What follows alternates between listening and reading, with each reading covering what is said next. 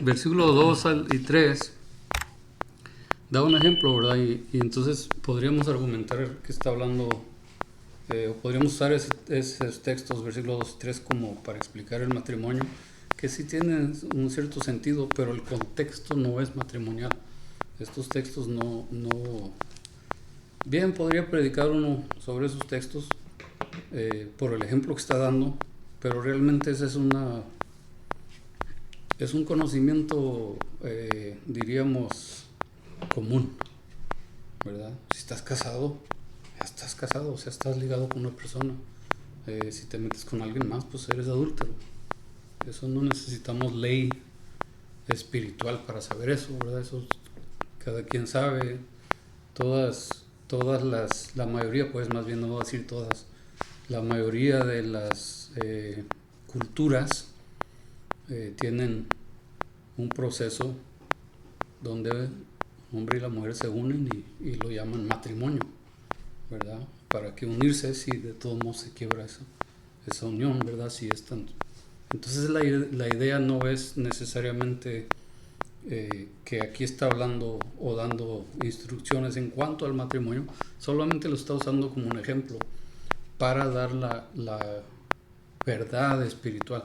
Ok, no quiere decir, ¿verdad? De ninguna manera que él dice cásense y cometan adulterio, no está diciendo eso tampoco, pero tengamos cuidado de usar, de hacer una teología de ejemplos.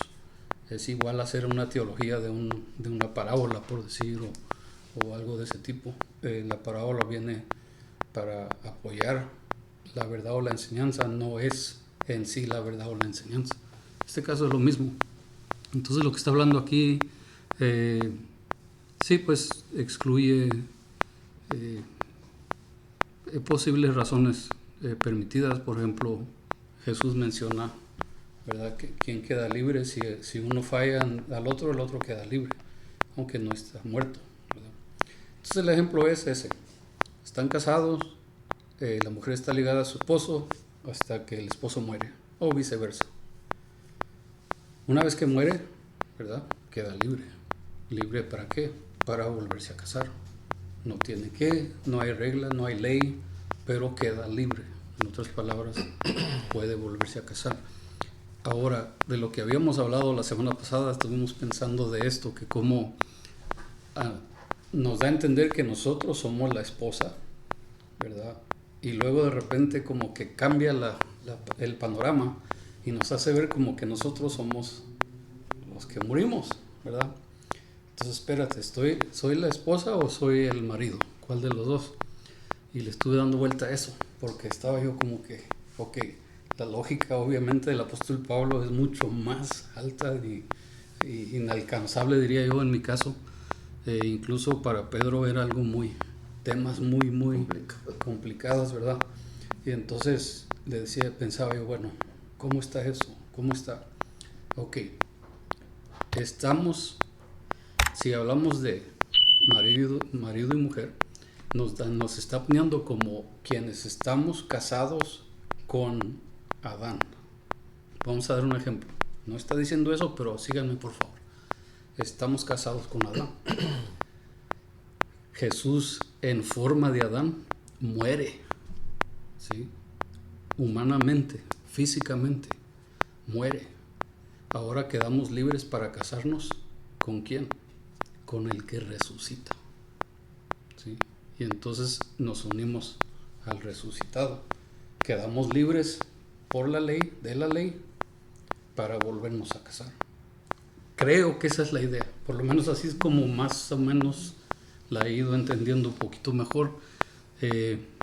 Otra vez, si hay otras ideas, pues estoy dispuesto a escucharlas, ¿verdad? Porque realmente me quedo como que, okay, ¿dónde quedamos nosotros? Y lo digo porque dice el versículo 4, habéis muertos, ¿sí? Así mismo, hermanos míos, ustedes murieron a la ley, note bien, mediante el cuerpo crucificado de Cristo. Así que en Cristo, Él murió, nosotros morimos, ¿verdad? Pero Él murió primero, no nosotros. Entonces, ¿para qué? a fin de pertenecer al que fue levantado entre los muertos. ¿Sí? Así que de este modo daremos fruto para Dios. En Cristo morimos, más bien Él muere, Él cancela esa relación que teníamos y ahora podemos entrar en esa relación con el resucitado. Que la ley nos declara libres. Que ahora la primera ley es una relación legal. Esta relación está basada en el amor, ¿sí? Lo que Cristo hizo por nosotros. La primera es simplemente ley. Entonces, el cristianismo no se trata de hacer algo, se trata de conocer a alguien, ¿sí? Y entonces la ley quiere que hagamos, hacer. Cristo quiere que le conozcamos, ¿sí? Lo que Él ha logrado, las victorias, el hacernos libres, la justificación, santificación, etc. Entonces, nuestra nueva unión en Cristo, ¿verdad?, se basa en eso. Que esta no es una relación legal, es una relación de amor con Cristo.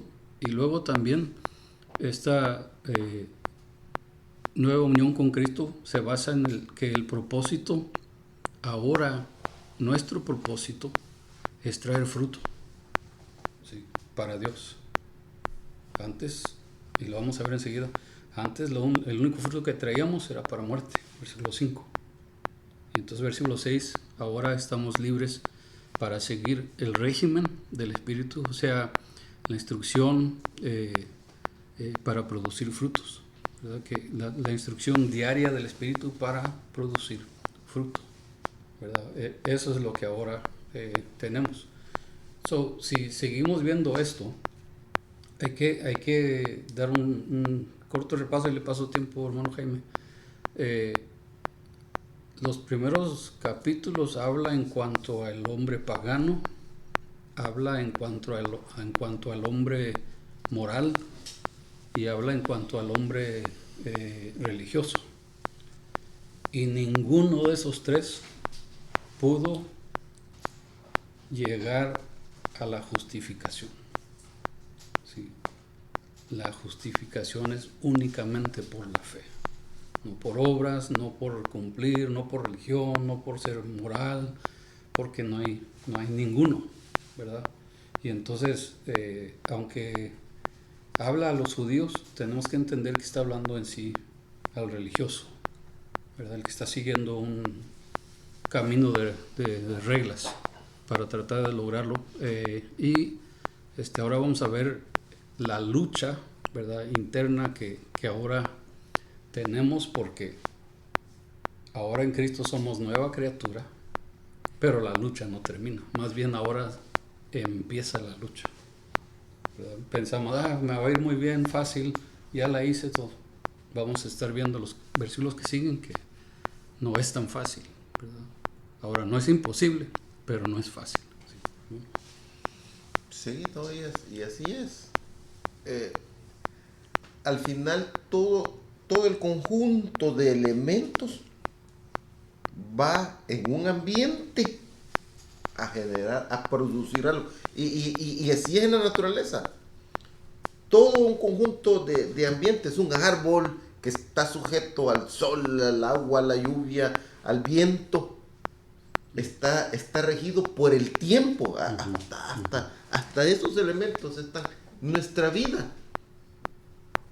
Nosotros, los niños, vienen semiconscientes o vienen inconscientes, pero a medida que va madurando el ser humano va agarrando conciencia y se va metiendo llamémosle a los sistemas, hoy así, en términos modernos, a los sistemas y a las condiciones de la ley física que la vemos y la sentimos. ¿Cuándo dejaremos de ser libres de la ley física? Cuando muramos. Y el cuerpo va a entrar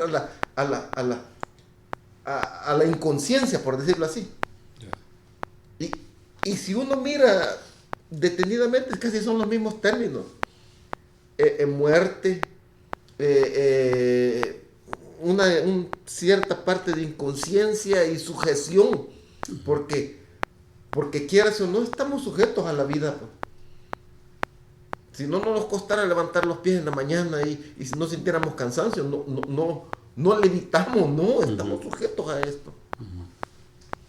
Pero viene recurrentemente Pablo hablando de lo mismo, ¿va?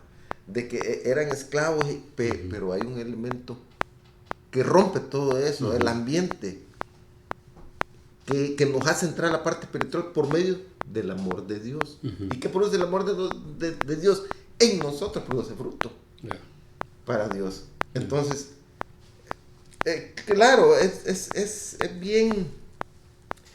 bien como legal, o sea, bien basado a la ley, lo que él está hablando. Por eso es que hay un ejemplo de matrimonio, ¿va? No el matrimonio por el hecho del matrimonio, no, por el aspecto legal. Cásese 2 veces y estando casado rompe la ley natural y lo meten preso, pues, porque es fuera del sistema aún normal. Pero algo así está diciendo Pablo, por eso es, y de aquí arranca, de aquí para adelante, en el 7 empieza ya a enfocarlo más detenidamente. Pero sí, es algo que nos pone que pensar, pues. Pero todos los términos que están involucrados, el amor de Dios, al final es el amor. No lo alcanzamos nosotros, no se puede alcanzar, sino es por la fe en Dios, que la misma fe Dios nos la da. Y entonces voy a estar 100% de acuerdo con usted con lo que voy a decir, aunque me regrese un poquito al punto que hice anteriormente. El hombre pagano, el hombre moral y el hombre religioso, esos 3 dependen en cumplir con su carne lo que intentan cumplir, y ninguno logra la justificación. Esa justificación viene únicamente en Cristo, cuando uno lo cree por la fe. ¿Sí? Y entonces, por más que queramos, vamos a estar viendo esto, por más que quiera que este viejo hombre sea renovado, no, Dios no renueva al viejo hombre, Dios lo reemplaza completamente, ¿verdad? Y eso hay que entender, ¿verdad? Porque queremos, hay un canto popular y lo canté y lo cantaré, ¿verdad? Pero hay veces me quedo pensando, ahora que estudio esto, renuévame, Señor Jesús. No, ya no quiero ser igual. Vas a seguir siendo igual si no dejas que Él te haga nueva criatura. Bueno, pues es que si es mi Señor, ya soy nueva criatura. Ok, hay que aprender a caminar en la nueva criatura, ¿verdad? Y eso es lo que vamos a estar viendo aquí, ¿sí? Vea conmigo versículos 7 en adelante. Voy a leer, por causa del tiempo, 7, 8 y 9, ¿okay? Sí. Dice, ¿qué concluiremos? ¿Que la ley es pecado? De ninguna manera. Sin embargo, si no fuera por la ley, no me habría dado cuenta de lo que es el pecado. Por ejemplo, nunca habría sabido yo lo que es codiciar si la ley no hubiera dicho no codicies. Pero el pecado, aprovechando la oportunidad que le proporcionó el mandamiento, despertó en mí toda clase de codicia. Porque aparte de la ley, el pecado está muerto. En otro tiempo yo tenía vida aparte de la ley, pero cuando vino el mandamiento, cobró vida el pecado y yo morí. ¿Qué está diciendo Pablo? Que la ley no es mala, ¿sí? La ley únicamente revela lo que es pecado. Ok, veamos la diferencia, porque parece que todo esto se trata de la ley, pero hay puntos muy específicos que hay que entender. Por ejemplo, dice al final del 7, por ejemplo, nunca habría sabido yo lo que es codiciar si la ley no hubiera dicho no codiciéis. Ahora note el 8, la diferencia. Pero el pecado, ¿sí? Aprovechando la oportunidad. Ok, no es la ley. ¿Qué es lo que está actuando? El pecado. So, hay que no leerlo esto como ley, no. Está explicándonos que la ley no es la mala. Bueno, ¿quién es lo malo? El pecado, ¿sí? Y entonces, ¿qué hace el pecado? Pues se aprovecha. ¿De qué manera? Pues dicen, no codices. Pero ¿qué de esto? ¿Y qué de esto? ¿Y qué de aquello? Y nadie está viendo y esto y el otro, ¿verdad? Y entonces, ¿qué es lo que sucede? Despierta, ¿verdad? ¿Qué? ¿Será codicia esto o no? ¿Será codiciar esto o no? Y ya uno empieza a preguntar, indagar, investigar, hasta querer salirse con la suya.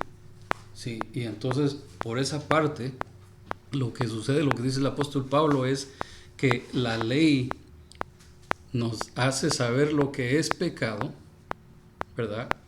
Y una vez que sabemos lo que es, decimos, intentemos, ¿verdad? Probemos.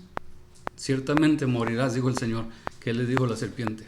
No moriréis, ¿verdad? Y entonces la curiosidad, el pecado, ¿verdad? Que existe, ¿qué te dice? Tú hazlo. Comprueba. Uno de los dos está mintiendo. Revisemos cuál de los dos, ¿verdad? Y entonces ellos comen con esa libertad según ellos, ¿verdad? Y entonces he ahí, ¿verdad? El problema. El pecado utiliza la ley, ¿para qué? Para llevar al hombre más hacia la muerte. Entonces, aunque la ley no es pecado, no es mala, el pecado lo utiliza para más hundirnos, ¿verdad? Y entonces, versículo 8,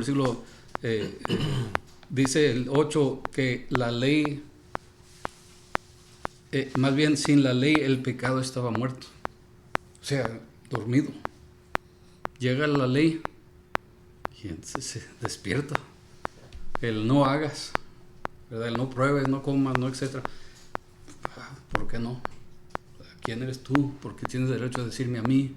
Etcétera. Y empieza, digamos, llamémoslo rebeldía, lo que sea, pero ahí se despierta, ¿verdad? Y luego el versículo 9, el apóstol Pablo, notemos cómo él ahora está hablando en un testimonio personal, ¿verdad? Entonces dice, por ejemplo, yo no habría sabido lo que es codiciar si la ley no hubiera dicho.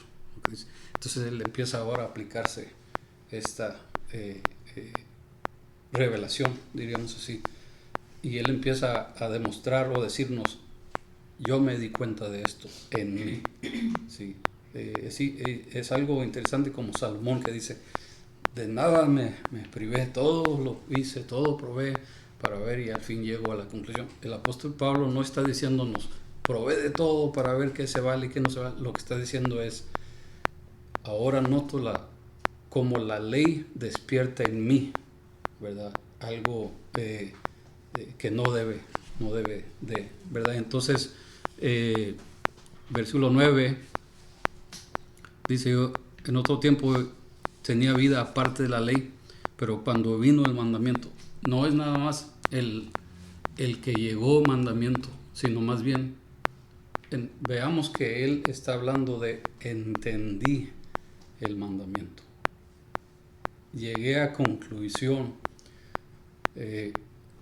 Hasta cierta edad el niño no conoce de consecuencias y esto, pero cuando empieza a entender de consecuencias y todavía sigue, pues ya es pecado. No es ignorancia, no es edad, no es inexperiencia. Llega el momento donde ya es rebeldía, ¿verdad? Entonces, ahí, ¿verdad? A lo que estamos viendo aquí. Bueno, Jaime. Voy a leer el 8:9 en esta versión, dice, mas el pecado, tomando ocasión por el mandamiento, el pecado produjo en mí toda codicia, porque sin la ley el pecado está muerto. Y yo sin la ley viví en un tiempo, pero venido el mandamiento, el pecado revivió y yo morí. En Cristo se daban todas esas condiciones, porque es más, cuando la gente llegaba a Jesucristo, unos encontraron arrepentimiento, restauración inmediata, igual como la mujer que que llegó y lloró a sus pies. O sea, él dijo, yo no he venido a juzgarnos, básicamente, ¿va? Como la ley que juzga. Él ha venido a restaurarnos, a ponernos en condición espiritual. Y también tenía la condición de ver el corazón. Dice en Juan, no necesitamos que le contaran, porque él sabía las intenciones del corazón. O sea, Cristo va al corazón, donde se da todos los elementos. La ley no puede llegar al corazón, no puede llegar al espíritu. Nos pone un límite. Y el pecado o sea, el mal, él está diciendo el mal, pues, el mal que habita en mí hace llegar hasta que tanto límite, hasta que tanto soporte. Eso produce. Pero en Cristo es otra cosa. En Cristo, el que llegaba verdaderamente arrepentido era quebrantado, era restaurado desde el interior. Y era la ley que la vino a cumplir. Era el cumplimiento completo de la ley en sí. Él vino a cumplirla. Pero se transforma en un elemento espiritual. A eso más o menos quiere llegar. Va a llegar de conclusión. Sí, Pablo, sí. más adelante. Hacia allá vamos, ¿verdad? Sí. Y entonces pensemos, si vamos a ver que la ley es buena, ¿verdad? Lo que viene más adelante, no es pecado, pero también pensemos no nada más en la ley del Antiguo Testamento o las leyes, ¿verdad? Los mandamientos. Pensemos el conjunto de la ley, de los dichos de Dios, las instrucciones, los mandatos, ¿verdad? Y entonces hay cosas que Cristo ha dicho que quizás no los veamos como mandamientos o ley, ¿verdad? En sí, pero viene a mi mente lo que estudiamos el domingo por la mañana, ¿verdad? De tal manera amó Dios al mundo y dice, para que todo aquel que en él cree no se pierda. Eso podríamos clasificarlo como una ley establecida, ¿sí? No es en obras para que la cumplamos, sino simplemente o entras o no entras. ¿Sí? O riges tu vida por esa ley o no, ¿verdad? Y entonces no se trata de la práctica de la ley, sino más bien el aceptar, someterse a la ley por la fe, ¿verdad? Y en ese caso podríamos decirlo así. Entonces, la edad de contabilidad, ¿verdad? Ayuda al apóstol Pablo a comprender que el pecado se avivó. ¿Qué sucede? Pues yo morí, ¿verdad? ¿Por qué? Desde ahí entonces, desde una vez que uno peca, entendiendo lo que está haciendo que es pecado, ya está muerto para con Dios. Y entonces, aunque no murió físicamente, espiritualmente ya está muerto. Sí, vea conmigo versículos 10 y 11. Se me hizo evidente que el mismo mandamiento que debía haberme dado vida me llevó a la muerte, porque el pecado se aprovecha del mandamiento, me engañó y por medio de él me mató. ¿Sí? El pecado ahora, el mandamiento demuestra lo que hay internamente. ¿Sí? Por ejemplo, de los 10 mandamientos, el no codicies, ya eso no es algo que, pues, bueno, por ejemplo, no robes, pues te vas a llevar algo, es físico, ¿verdad? No mates, pues es físico. Pero el codiciar, nadie sabe. Eso ya es interno. Nadie sabe qué bonita computadora.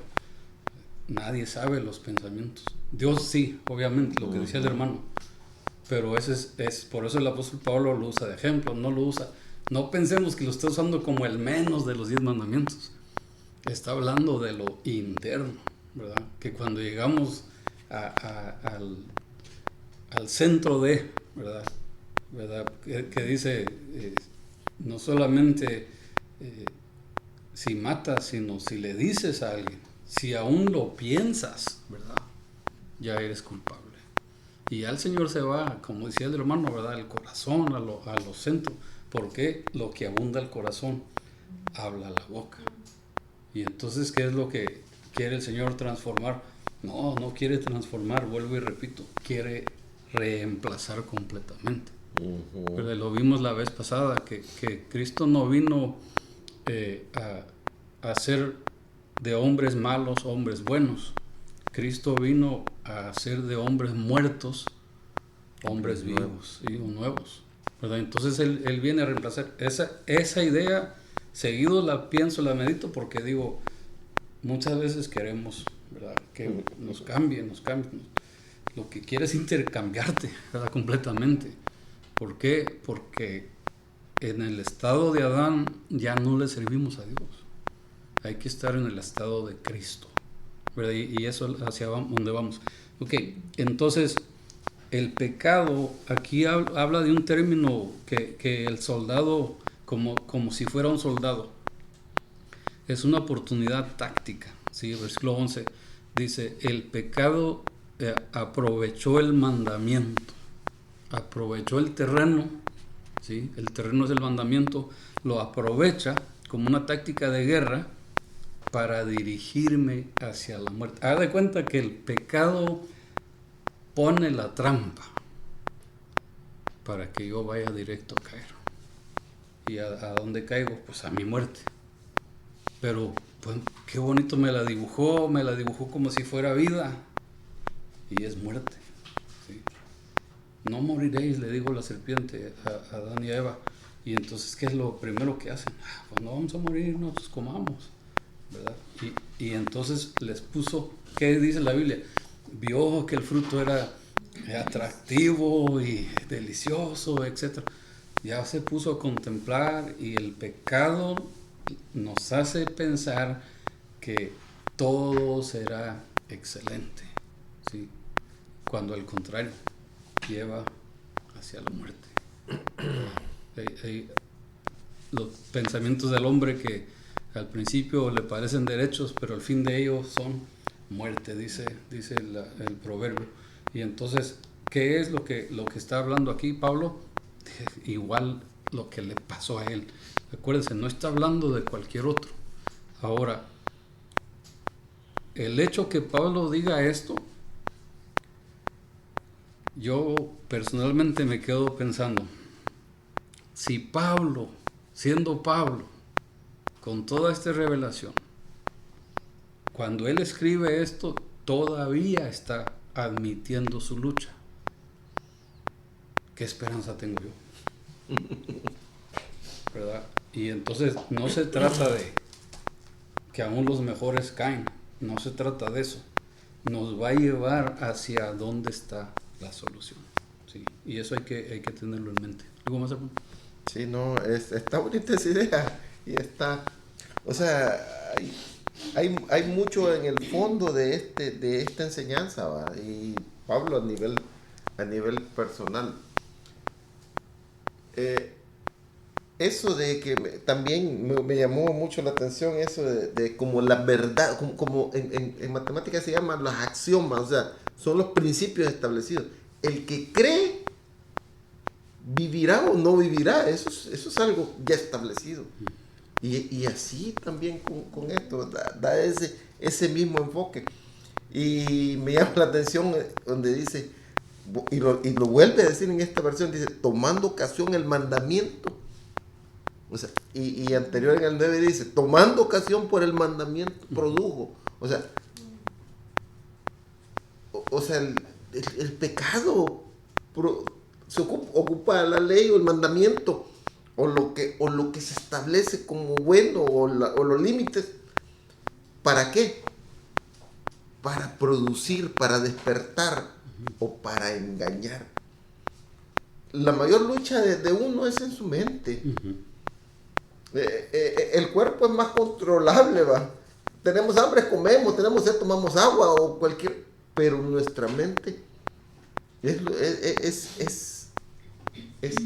nosotros mismos nos matamos y nos acorralamos solo es Cristo.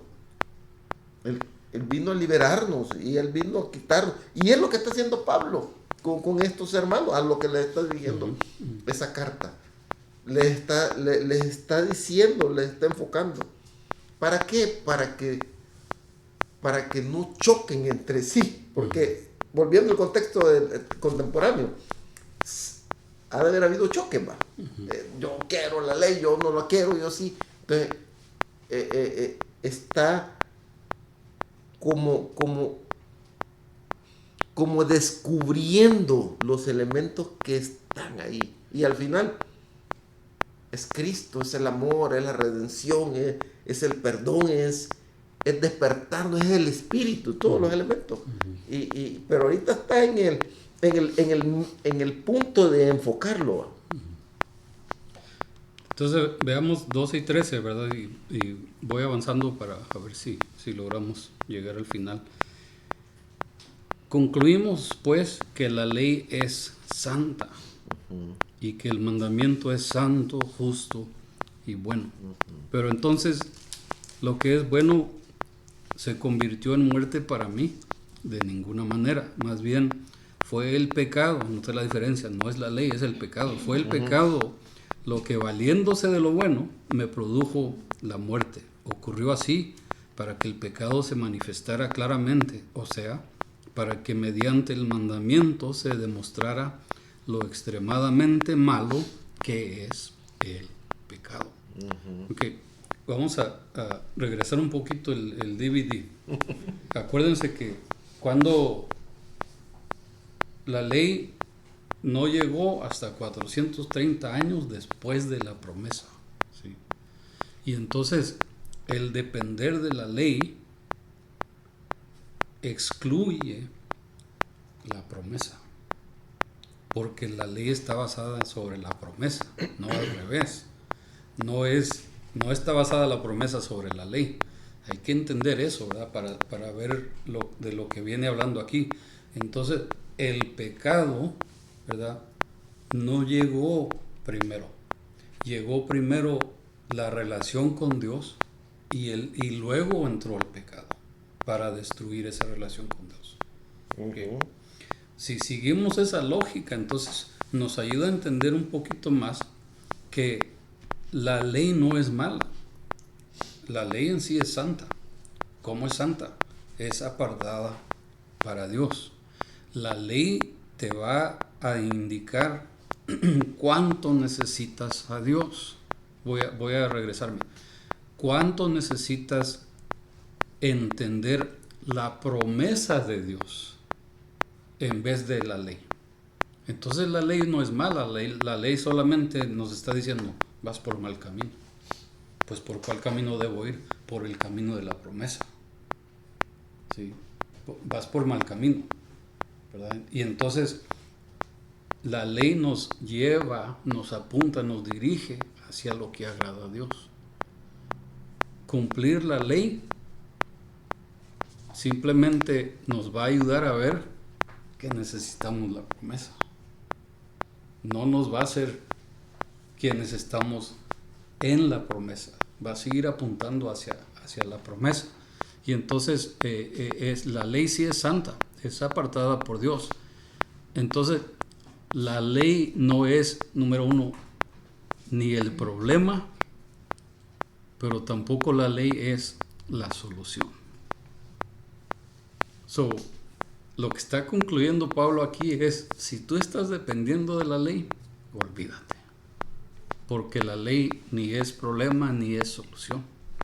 Uno ahora puede decir: pues ya no estoy bajo la ley, estoy bajo la gracia. Bueno, define ley. Por eso le decía ahorita, hace rato, ¿cuál ley? ¿De cuál ley estamos hablando? ¿De la ley del Antiguo Testamento o la ley completa de Dios? ¿Verdad? Y entonces, he ahí las preguntas, ¿verdad?, que debemos de hacernos. Okay. El pecado produjo, ¿sí?, la muerte, valiéndose de lo bueno, o sea, la ley. Y entonces, el pecado junto con la ley, ¿qué hace? Más pecado. Simplemente produce más pecado. ¿Por qué? Porque dijo alguien de esta manera: si en la casa del vecino, si él no pone ahí, no pises el zacate, pues yo no lo quiero pisar, pero como puso ahí en un rótulo, no pises el zacate, ahora lo quiero pisar. ¿Sí? El ejemplo que damos, ¿verdad? No toques pintura húmeda. Es lo primero que va a ir a hacer uno, ¿verdad? Bien claramente se están diciendo, no lo toques. Ahí vamos. Dile al niño, no te arrimes, está caliente. Quiere acercarse, ¿verdad? Es nuestra naturaleza. La ley despierta, ¿sí? El querer hacer lo malo, ¿verdad? O la rebeldía, para que vea que sí puedo, ¿verdad?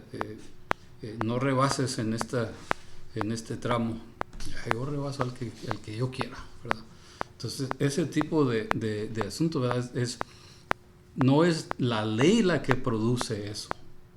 Lo que produce eso es el pecado. Pero espérate, yo pensé que ya habíamos vencido. No. La autoridad de la ley es lo que Cristo venció sobre nosotros, ¿verdad? Y entonces el pecado, vamos a ver, continúa, ¿verdad? Versículo 14, y vamos a ver aquí por pedazos del 14 al 20, ¿verdad? Algo de textos ahí. Perdón, del 14 al 17, vamos a ver el del 14 al 17. Porque ahora hay un conflicto, ¿ok? El conflicto que vamos a ver es el conflicto de las dos naturalezas. Ahora, ¿cuáles naturalezas? Pues el pastor acaba de decir que somos nuevos en Cristo. Sí, soy nueva criatura, pero en cuerpo viejo. ¿Sí? Entonces Cristo, el Espíritu Santo, más bien quiere producir en mí el hombre santo de Dios, pero en un cuerpo que toda la vida ha pecado, ¿verdad? Y entonces ahí están las dos naturalezas. Versículo 14, entonces, sabemos en efecto que la ley es espiritual, pero yo, dice el apóstol Pablo, soy meramente humano y estoy vendido como esclavo al pecado. No entiendo lo que me pasa, pues no hago lo que quiero, sino lo que aborrezco. Ahora bien, si hago lo que no quiero, estoy de acuerdo en que la ley es buena. Pero en el caso, ya no soy yo quien lo lleva a cabo, sino el pecado que habita en mí. Otra vez, ¿quién lo está haciendo? El pecado. ¿Dónde está ese pecado? Habita en mí. ¿Sí? No, pero estamos en Cristo, somos nueva criatura. Sí, pero tú estás en este cuerpo. ¿Sí? Y entonces este cuerpo todavía está propenso a desear pecar o está infectado por el pecado, ¿verdad? Entonces ahí la lucha. No, y por ahí es el asunto de que está en nosotros. O sea, ya está en nuestros genes. Ya está. Y lo dice, es la ley. O sea, la ley es buena, dice. Pero, sino que es el pecado, dice, para mostrarse. O sea, la ley lo que hace es que nos muestra nuestro ADN. Y sale el pecado. O sea, está en nosotros. Y al final a eso llega y es el pecado. O sea, la ley lo muestra, pero y es buena y es santa pero es nuestro gen, nuestro elemento que tenemos que luchar. Es solo. Me gusta ese término de los axiomas y todo eso, de que ya hay que pensar de que no vamos a cambiar, no, tenemos que ser nuevos. Y eso llama a Cristo. Y vístanse de ese nuevo hombre. O sea, estamos medio desnudos, ¿va? En esa nueva criatura. Medio desvalidos, pero es necesario que ese nuevo hombre verdaderamente se vista, se fortalezca.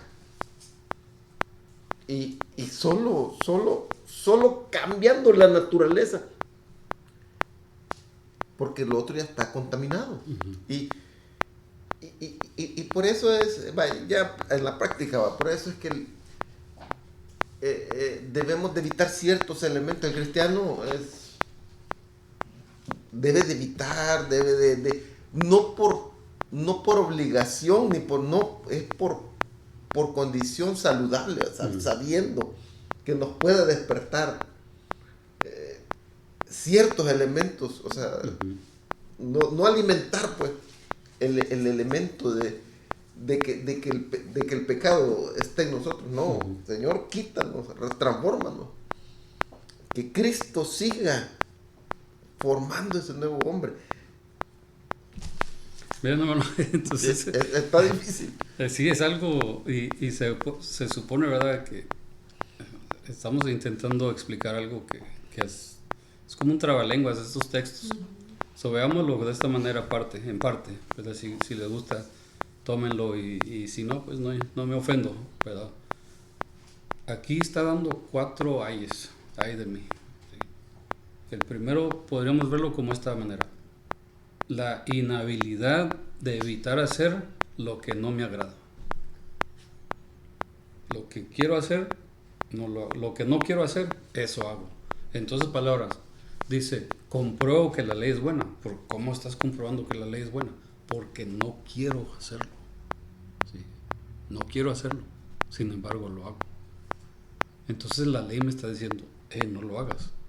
Yo estoy de acuerdo con la ley en no hacerlo, de todos modos lo hago.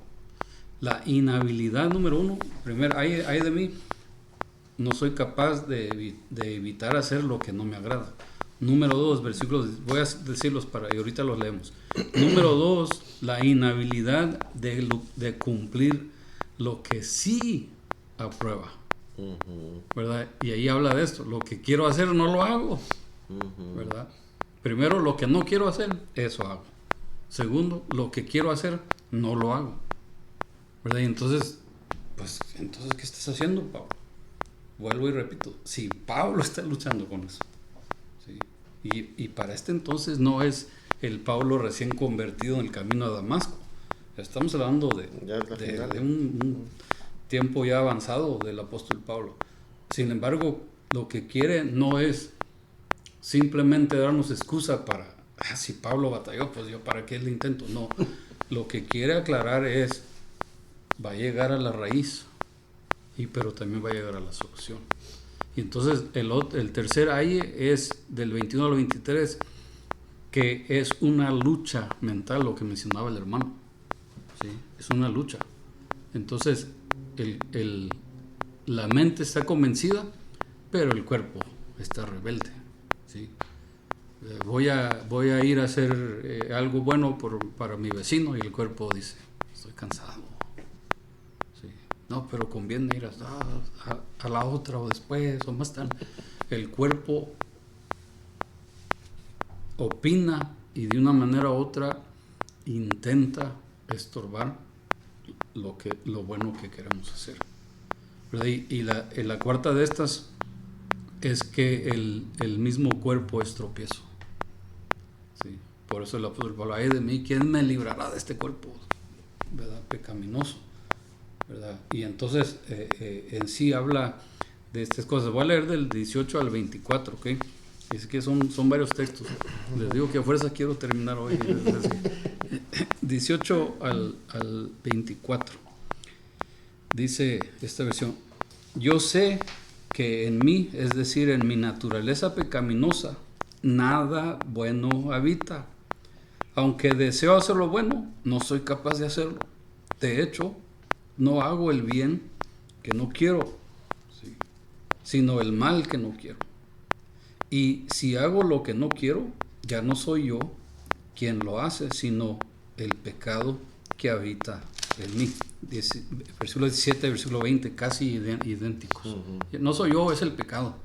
Qué buena excusa, Pablo. No, pues lo que está dando a entender es que sí lo estoy haciendo yo, pero porque le estoy haciendo caso ¿a quién? Al pecado. ¿Sí? Y no es la ley, no es capaz la ley de convencerme a hacer lo bueno. A eso vamos, ¿verdad? El mandamiento no, aunque es santo, puro, etcétera, no es capaz de detenerme de hacer lo que no debo hacer, ni es capaz de empujarme a hacer lo que puedo hacer. Entonces, ya dice él, no soy yo, sino el pecado que habita en mí. Así que descubro esta ley, que cuando quiero hacer el bien, me acompaña el mal. Porque en lo íntimo de mi ser, me deleito en la ley de Dios, pero me doy cuenta de que en los miembros de mi cuerpo hay otra ley, que es la ley del pecado. Esta ley lucha contra la ley de mi mente y me tienen cautivo. ¿Sí? Soy un pobre miserable, ¿quién me librará de este cuerpo mortal? ¿Cuál es la lucha? Tú nomás piensa positivo. No, ni el más positivo pensamiento, ¿verdad? ¿Por qué? Porque la carne ahí está. Entonces, vamos a verlo de esta manera también. Veamos lo que Pablo está diciendo. Si yo dependo de mi deseo, no voy a hacerlo.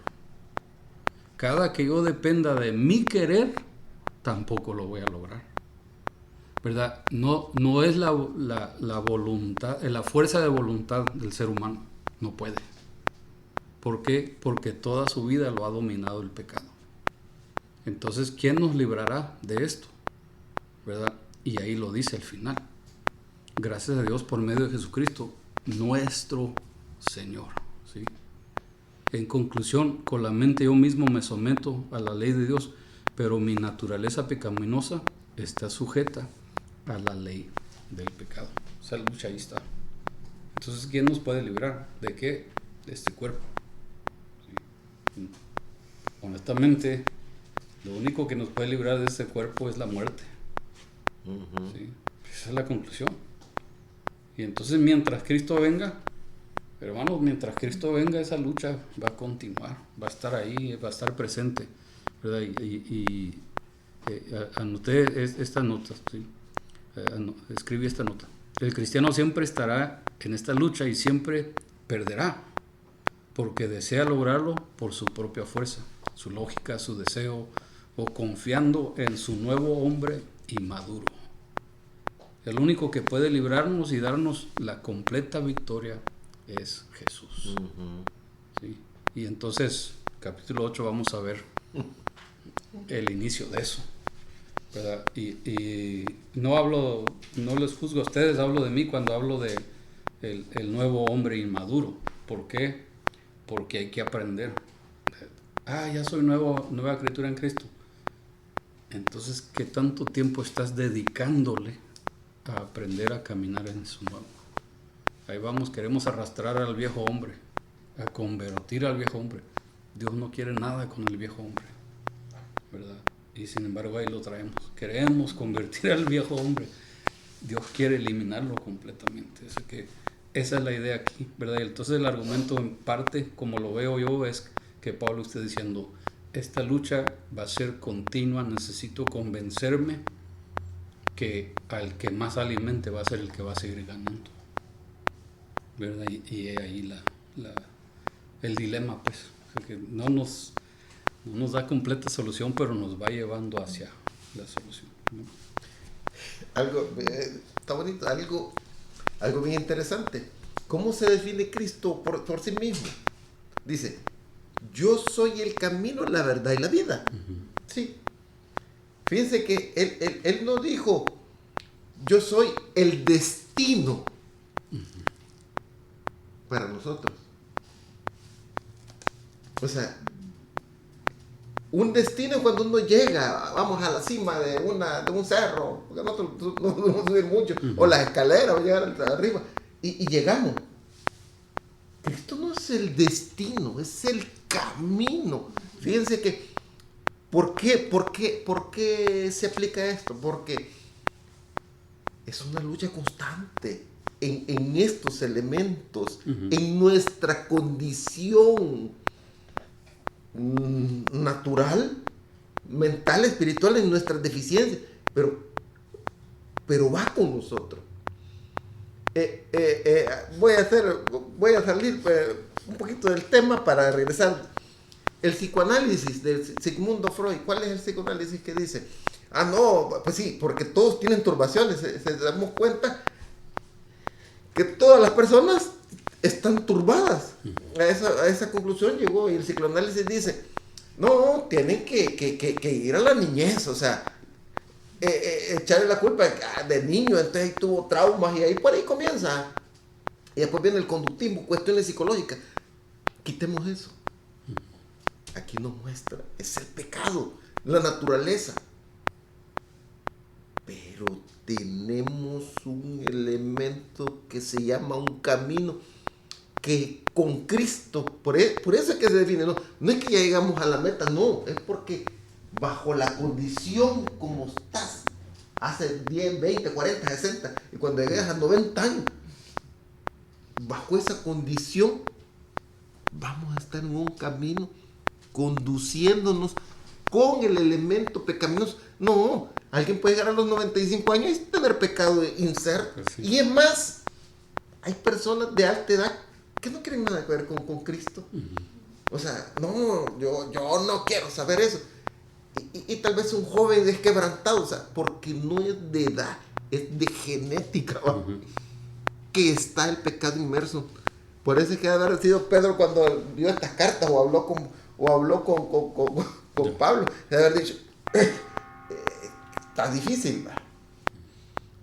Pedro, hablando del apóstol Pedro, o sea, es difícil comprender, pero sí podemos hacer el intento y releerlo. Tenemos toda la vida para releerlo y que en el camino con Cristo no solo sea el camino, sino que la verdad.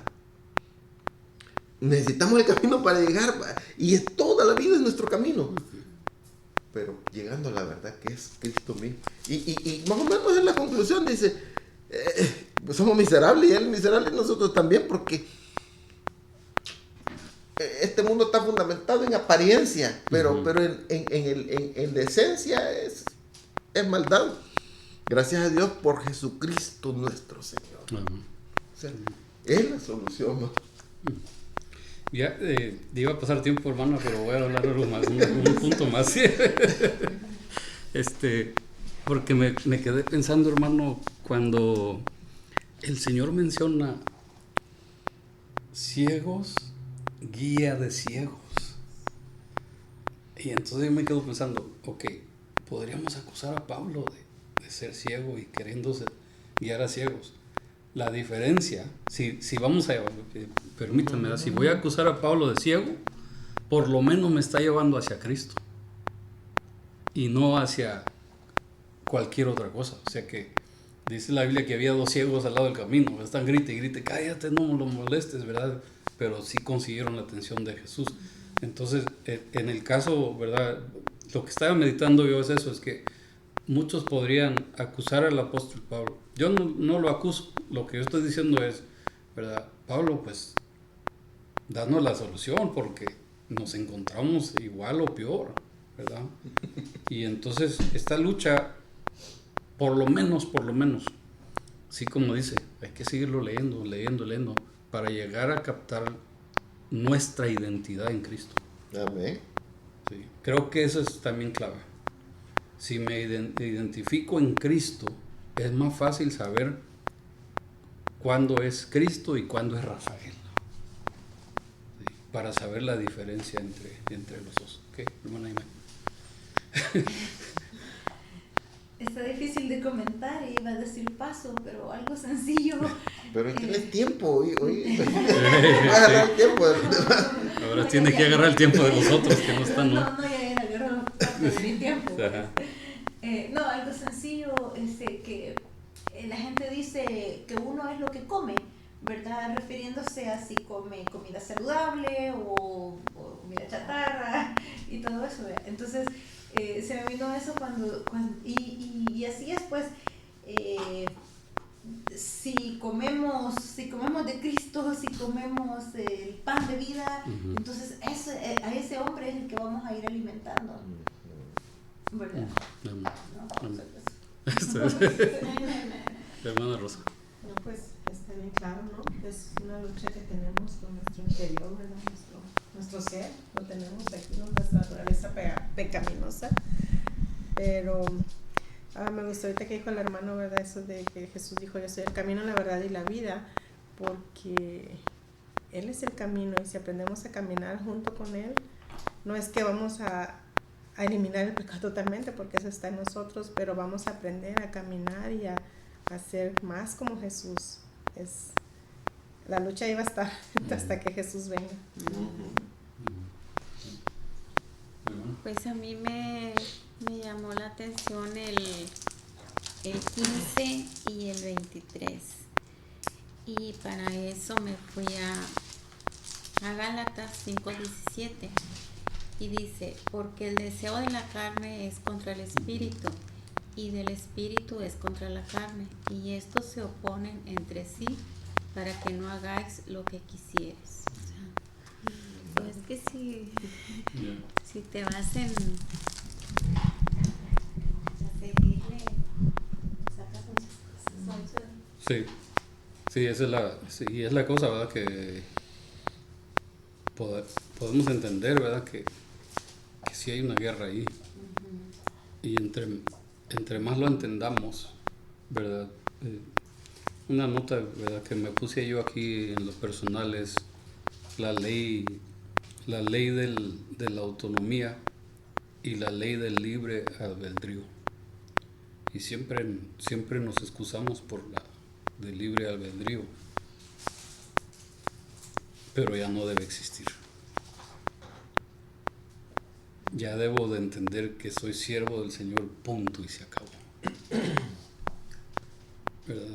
Es que Dios me dio libre albedrío. Pero pues lo uso no para lo malo, nada más, ¿verdad? Y entonces eso es algo que, bueno, pues como les digo, ya es nota personal en cuanto a lo que venimos viendo. No es que le sacara la vuelta a este capítulo, sino simplemente nunca le había puesto el tiempo okay, ¿qué es lo que estás diciendo, Pablo? Porque cada que lo leo parece trabalenguas, si quieres o no quieres, o vas a hacerlo o no vas a hacerlo, ¿verdad? ¿Qué es lo que estás explicando? Sin embargo, junto con el contexto y el trasfondo de los capítulos que hemos estado viendo, ya tienen mucho más sentido. Y definitivamente siempre lo agarramos de excusas. Si Pablo no hacía. No, sí, esta es otra, ¿verdad? Si Pablo, siendo Pablo, batalla, pues ¿qué se espera de mí? No, como digo, no está dándonos el barco de escape. Lo que nos está diciendo es, ¿estamos centrados aquí o no? Una de dos, ¿verdad? Y la lucha va a estar ahí, así es que si deseo hacer lo bueno, hay alguien a quien no debo hacer el caso, ¿verdad? Y eso ya, ahí está. Ahora, un punto que no vimos específico es que dice, cuando quiero hacer lo bueno, me doy cuenta que ahí está el pecado presente también, ¿verdad? Y alguien lo dijo así, me doy cuenta que a cada lugar que voy, ahí estoy yo. Qué sabio, ¿verdad?